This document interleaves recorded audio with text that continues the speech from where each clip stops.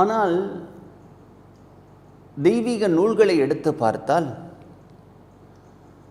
நாம் தொடர்ந்து பிறந்து இறந்து பிறந்து இறந்து பிறந்து இறந்து இப்படி வந்து கொண்டே இருக்கின்றோம் என்றுதான் நம்முடைய நூல்கள் எல்லாம் சொல்லுகின்றன.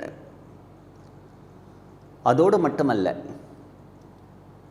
முக்தி என்று சொல்லக்கூடிய இறைவனுடைய திருவடியை அடைகின்ற வரையில் நாம் இப்படித்தான் பிறந்து இறந்து பிறந்து இறந்து வந்து கொண்டே இருக்கப் போகின்றோம்.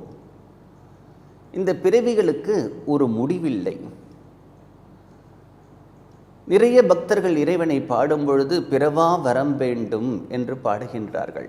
ஆதலால் பிறவி வேண்டேன் அரங்கமா நகருளானே என்று பாடுகின்றார்கள். மீண்டும் ஒரு கருப்பையில் வாராமல் கா என்று பாடுகின்றார்கள்.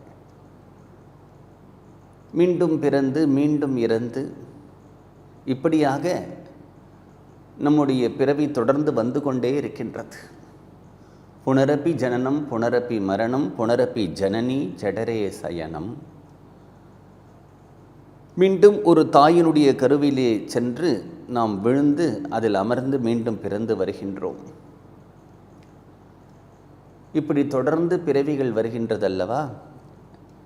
இந்த பிறவிகளை 7 பிறவிகள் 7 பிறவிகள் என்று ஏன் சொல்லுகின்றோம் என்றால், 7 முறைகள்தான் ஒரு மனிதன் பிறப்பான் என்று பொருள் அல்ல.